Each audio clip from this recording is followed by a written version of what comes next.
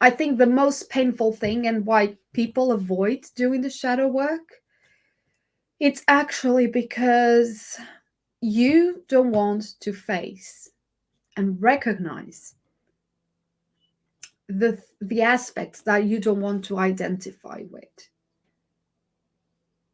We don't want to admit that we are judgmental, that we are controlling, that we are bossy, that we are rude, that we are, you know, that we are these things that society and culture instilled in us that is wrong, that is not accepted, that is too much, that is, bad. And that's what painful about doing this work. But the only way to consciously heal these repressed aspects of ourselves and to live a life that is free and is peaceful, and you really feel lightweight, you don't feel this heavy weight in your shoulders, is really to do this work, is really to embrace your wholeness. And is not embracing your wholeness is not just the good things, the perceived negative things as well. Actually, that's even more important. When you can look at the mirror and say, yes, I'm a bit of a control freak. I really like to get things, be on top of things and control.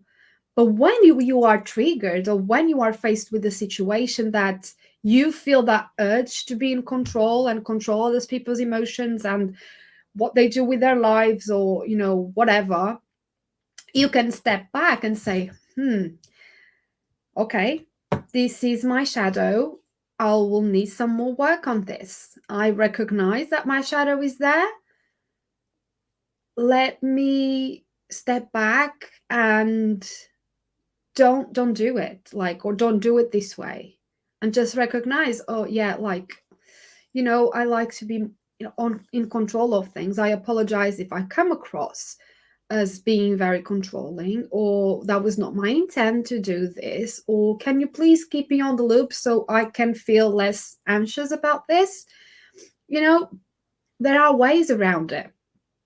But until you do the shadow work and you accept that you have that aspect of yourself, how can you then heal it and spot it when it's triggered? Right?